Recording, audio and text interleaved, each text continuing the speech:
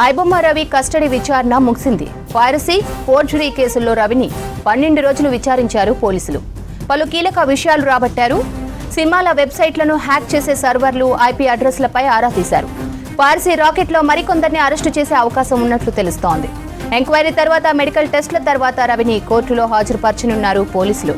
తర్వాత చెంచల్గూడ జైలుకు తరలించనున్నారు. ఇదే విషయంపై మరింత సమాచారం అజయ్ అందిస్తారు. అజయ్, ఐబొమ్మ రవి కస్టడీ ముగిసింది కదా, అప్డేట్స్ ఏంటి?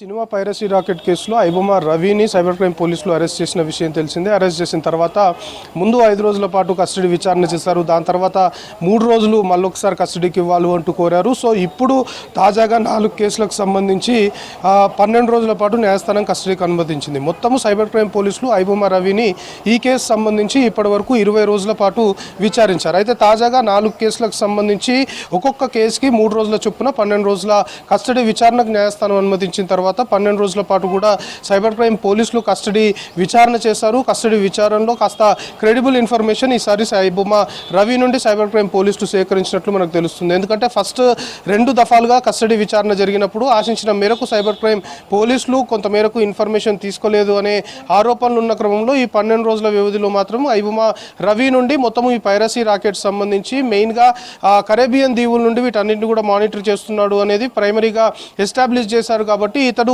యూజ్ చేసే సర్వర్లు అంటే అత్యాధునిక టెక్నాలజీని ఉపయోగించుకొని థర్డ్ పార్టీ నుండి కొన్ని సందర్భాల్లో మూవీస్ కొని దాని తర్వాత ఇతని సైట్లో అప్లోడ్ చేయడము ఒక టైప్ ఆఫ్ పైరసీ అయితే, నేరుగా సినిమాల్ని అసలు రిలీజ్ కాకముందే శాటిలైట్ ద్వారా కొంత అత్యాధునిక టెక్నాలజీని ఉపయోగించి ఆ సినిమాల్ని మొత్తం కూడా డౌన్లోడ్ చేసి అసలు రిలీజ్ కాకముందే ఐబొమ్మ సైట్లో వాటిని విడుదల చేయడము second type of piracy. So దీని అంతటికీ సర్వర్లు కావచ్చు, ఈ అత్యాధునిక టెక్నాలజీ, దాంతోపాటు ఐపీ అడ్రస్లకు సంబంధించి చాలా క్రెడిబుల్ ఇన్ఫర్మేషన్ ఇప్పటికైతే ఐబొమ్మ రవి నుండి అధికారులు సేకరించారు. అట్ ది సేమ్ టైం మరొక కీలకమైన అంశం ఈ కేసులో ఫోర్జరీకి సంబంధించిన అంశం కూడా తెరపైకి వచ్చింది.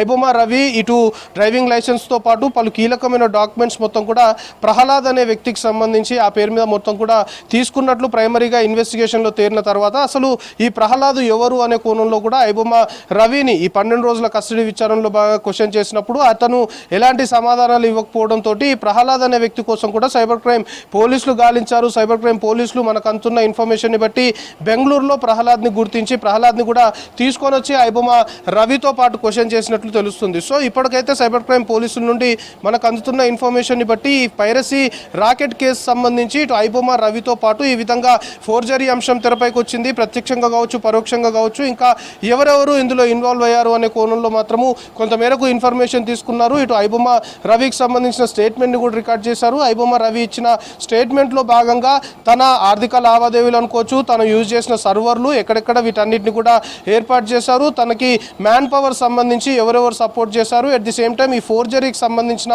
కోణాలపైన కూడా క్వశ్చన్ చేశారు. సో ఈ ఎంటైర్ ఐబొమ్మ రవి 12 రోజుల కస్టడీ విచారణలో చాలా క్రెడిబుల్ ఇన్ఫర్మేషన్ సైబర్ క్రైమ్ పోలీసులు సేకరించడంతో పాటు మరికొంతమందిని కూడా క్వశ్చన్ చేసే అవకాశాలు ఉన్నట్లు కొంతమేరకు సమాచారం అందుతుంది. ఎందుకంటే ఇప్పుడు ఐబొమ్మ రవి ఇచ్చిన ఇన్ఫర్మేషన్ని బట్టి అతనికి సహకరించిన వారు అనుకోవచ్చు, లేకపోతే ఇటు ఫినాన్షియల్గా ట్రాన్సాక్షన్ సంబంధించి కావచ్చు, బ్యాంక్ సంబంధించిన అకౌంట్స్ కొంతమేరకు డివైడ్ చేశారు అనే ఆరోపణలు ఉన్నాయి. ఫోర్జరీకి సంబంధించి ఫోర్జరీకి పాల్పడ్డారు, ఇతర పేర్లతోటి వీళ్ళు డాక్యుమెంట్స్ క్రియేట్ చేసుకున్నారు. సో ఇదంతా నడిపియాలి అంటే ఖచ్చితంగా థర్డ్ పర్సన్ ప్రమేయం కూడా ఉంటుంది అని సైబర్ క్రైమ్ పోలీసులు భావించి ఆ కోణంలో కూడా క్వశ్చన్ చేశారు. సో ఐబొమ్మ రవి ఇచ్చిన సమాచారం ఆధారంగా మరికొంతమందిని కూడా ఈ కేసు సంబంధించి సైబర్ క్రైమ్ పోలీసులు క్వశ్చన్ చేస్తారా, లేకపోతే నేరుగా అరెస్ట్ చేస్తారా అనేది కూడా చూడాల్సిన అవసరం ఉంది. సో 12 రోజుల కస్టడీ విచారణలో మాత్రం సినిమా పైరసీ రాకెట్లో ఐబొమ్మ రవి నుండి చాలా క్రెడిబుల్ ఇన్ఫర్మేషన్ సేకరించి కొద్దిసేపటి క్రితమే ఐబొమ్మ రవిని వైద్య పరీక్షలు నిర్వహించారు. వైద్య పరీక్షలు నిర్వహించిన తర్వాత కోర్టులో ప్రొడ్యూస్ చేసి ప్రస్తుతం ఐబొమ్మ రవిని చెంచల్గూడ